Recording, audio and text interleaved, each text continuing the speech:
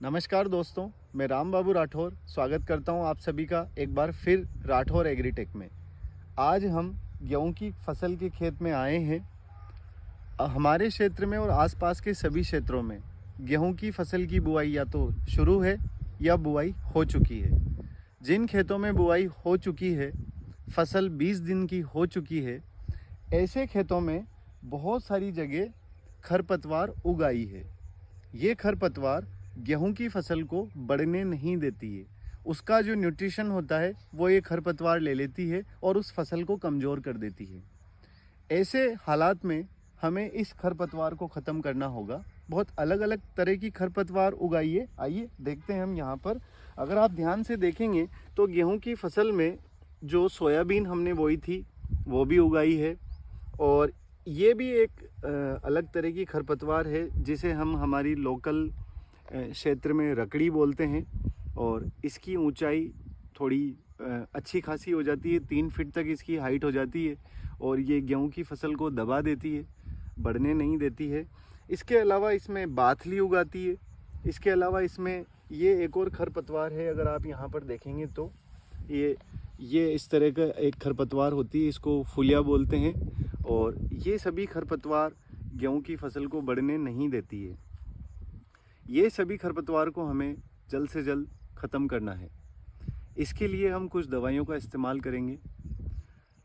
विशेष ध्यान रखना है आप सभी को, ये जो खरपतवार है ये या तो चौड़ी पत्ती की रहेगी या संकड़ी पत्ती की रहेगी। जब ये इसकी 1, 2 या 2-4 पत्तियां निकले, उसी दौरान हमें दवाई का इस्तेमाल करना है। जो दवाई हम इसके लिए इस्तेमाल करेंगे वो सबसे पॉपुलर दवाई 2,4-D, ये अडामा कंपनी भी बनाती है और उत्तम कंपनी भी बनाती है। आपकी इच्छा, आप किस कंपनी का 2,4-D इस्तेमाल करना चाहते हैं इस्तेमाल कीजिए, लेकिन विशेष ध्यान रखिए कि 2,4-D का जब आप इस्तेमाल करेंगे, अगर गेहूं के खेत के पास में अगर कोई दूसरी फसल है तो वो उसको नुकसान पहुंचाता है। तो बहुत सावधानी के साथ आपको 2,4-D का इस्तेमाल करना होगा।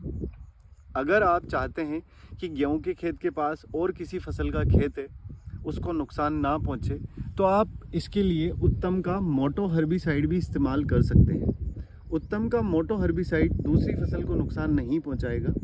यहाँ पर ध्यान देने वाली बात यह है कि 2,4-D 2 से 3 दिनों में ही अपना असर बता देती है। वो खरपतवार को पीला पटक देती है और साथ के साथ गेहूँ भी उससे पीले हो जाते हैं। लेकिन उत्तम का मोटो हर्बिसाइड अगर आप इस्तेमाल करेंगे तो उससे आप वो थोड़ा धीरे धीरे काम करना स्टार्ट करती है। लगभग 7 to 10 डेज़ में उसका रिजल्ट आता है। दूसरी फसल को नुकसान नहीं होता है, ना ही गेहूँ पीले पड़ते हैं। इन दवाइयों के अलावा भी और बहुत सारी दवाइयाँ हैं। स्वाल का संदेश भी एक दवाई आती है, उसमें 2 साल्ट होते हैं और वो फसल को कोई नुकसान नहीं करती है। लेकिन इन सब दवाइयों में एक सबसे बेस्ट दवाई है, और वो है यूपीएल की वेस्टा दवाई।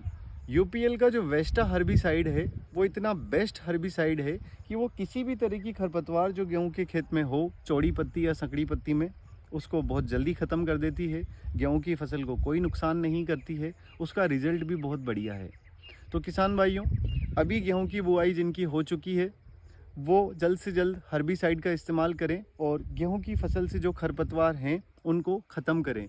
और जो नए किसान हैं जो अभी बुआई कर रहे हैं, उनसे हमारा कहना है कि आप गेहूं का बीज उपचार करके ही बुआई करें। अगर आप बीज उपचार नहीं करेंगे तो उसमें फंगस लगने का खतरा है। इसलिए आप सबसे बढ़िया है, अगर पैकिंग वाले गेहूं इस्तेमाल कर रहे हैं तो उसमें तो ऑलरेडी बीज उपचार आता है। अगर आप दूसरे गेहूं इस्तेमाल कर रहे हैं तो उसका बीजोपचार करें, उसके बाद ही बुआई करें। इसी तरह से हमारे यहाँ से रोज़ नए नए वीडियोज़ आप लोगों के लिए शेयर किए जा रहे हैं। आप हमारे फेसबुक पेज पर जाकर भी फॉलो कीजिए, नई नई जानकारियाँ मिलेगी। और साथ ही स्क्रीन पे जो नंबर आ रहे हैं, इस पर आप किसी भी फसल के लिए वीडियो बनवा सकते हैं। अगर आपको किसी भी फसल की कोई भी जानकारी चाहिए तो आप हमें लिख कर भेजिए। हम यहाँ से आपको वीडियो के ज़रिए उसका इलाज, उसका उपचार बताएंगे। बहुत बहुत धन्यवाद।